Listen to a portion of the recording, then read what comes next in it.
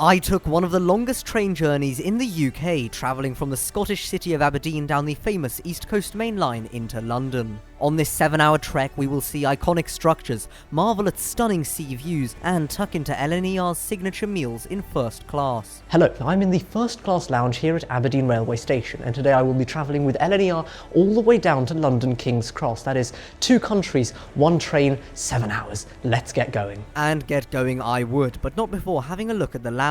So this is the first class lounge here at Aberdeen. It's relatively empty at the minute. We've got sort of coffees and things, you've got chairs, it's all very nice. And the train which would take me to England patiently stood at the platform. The train that's going to be pulling us today is this LNER Azuma service to King's Cross. It's quite windy here, so let's get in. With the wind not harassing my hair anymore, I walked through the train and into first class. Before I knew it, the Azuma had started up and was charging over the River Dee. This service acts as a slow train between Aberdeen and Edinburgh, and then it goes 125 speed of power down the East Coast Mainline all the way to King's Cross. So I shall enjoy the scenery, and later on we shall be enjoying the food. The railway line continued to hug the coast on one side while showcasing Scotland's rolling hills from the other.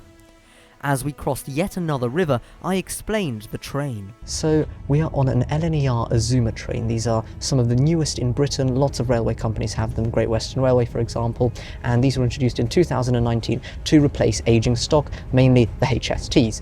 These are pretty lovely. I've got a really big seat over here, which is painted a delightful shade of maroon. I'm not sure if that's the correct colour. The dramatic Scottish beaches continued to roll past as I moved into standard class for a bit. So, standard class on the LNER Azuma. What is it like? Because it is all over the UK in all of these Class 800 trains. We've got some very bright red seats, which are quite comfortable, I'd say apt for a route such as this. We've got tables, of course, overhead storage for luggage. It's pretty simple, pretty basic, and quite good, I'd say, for this service. I have personally travelled from London to Edinburgh in standard before, and it was perfectly up to the challenge in my opinion. After calling at Arbroath and Dundee, the line crossed the roaring River Tay on the infamous Tay Bridge.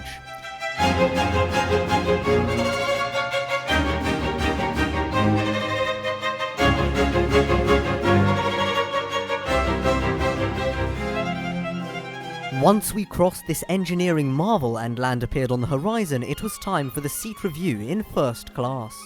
They are very nice, I would say apt for a journey of this length. We've got the dark red burgundy maroon colour over here, which I can't seem to place. Thick, chunky armrests, and the best feature in my opinion, this recline, which lets me sit out here and either look at the window or, as I would quite like to do now, sleep. After nodding off for a bit, I awoke to the sight of yet more sea, so I felt inspired to write some poetry. I'm feeling fine, sitting here in my Calvin Klein, enjoying the sublime recline. From time to time, this chair is mine, and that sign is lime. Presently, the Azuma began to cross the Forth Bridge, an impressive structure which crosses the Firth of Forth. Edinburgh Airport was soon crossed, and as was the castle. Soon enough we pulled into Edinburgh Waverley and passed the predecessor of this train, the HST, which operates intercity services in Scotland. But with 3 hours off the clock, it was time to have a bite to eat, which is complimentary in first class. Okay, my name is Evelyn and I'm going to be your food correspondent today. But what did she order? I've got a veg grain bowl. What was the ultimatum? It's nice. I'm very good, actually. And I'm afraid that you're back with me for the Ploughman's Grazing Box, which has got a bunch of stuff in here, potentially belonging to a man who ploughs. I hope not, because I'm about to tuck in to this poor chap's food. What do we have inside? Plenty of things, and I'm sure this will tell me exactly what. We've got pork pie pieces, we've got a wedge of vintage cheddar cheese, and a slice of Wiltshire ham accompanied by spinach leaves, pickled onions, and... what is that? It looks nice, let's tuck in. In first class, you don't just get food once, because at York apparently we're going to have some more, which means that I should probably tuck into this piece of pie. The Azuma continued to race along as I devoured the grazing box. But then, as we rolled past the A1 on one side and the North Sea on the other, Scotland came to an abrupt end as we crossed the border into England. The seascape turned into a lovely landscape, and before we knew it, the train was at Berwick-upon-Tweed, the most northerly town in Britain. This was naturally complemented by crossing the River Tweed on the Royal Border Bridge. The bridge madness did not stop there as we crossed the River Tyne at Newcastle and the city of Durham in, well, Durham. We're now approaching one of the most important stations on the East Coast Mainline, Darlington. That was the home of the Stockton and Darlington Railway, the first commercial one in the world. Furthermore, it very recently had an upgrade from 4 to 6 platforms. With the home of the modern railway passed, the sun began to set in a ferociously yellow manner as the train arrived at yet another important station, York. The famous Railway Museum acted as the gateway to this magnificent station, while the touring inspiration train waited outside.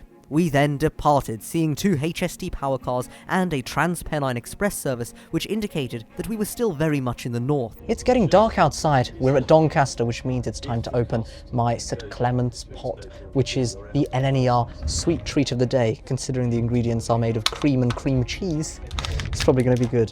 Last time I had a great amount of difficulty opening this. I can't do it. I can't remember how to do it. Having successfully opened the pot, I have heard great praise for this on the internet. I had a spoonful. It's lemon curd with a bit of orange in it. Orangey lemon curd. As Evelyn enjoyed her second wrap instead. It's pretty chill.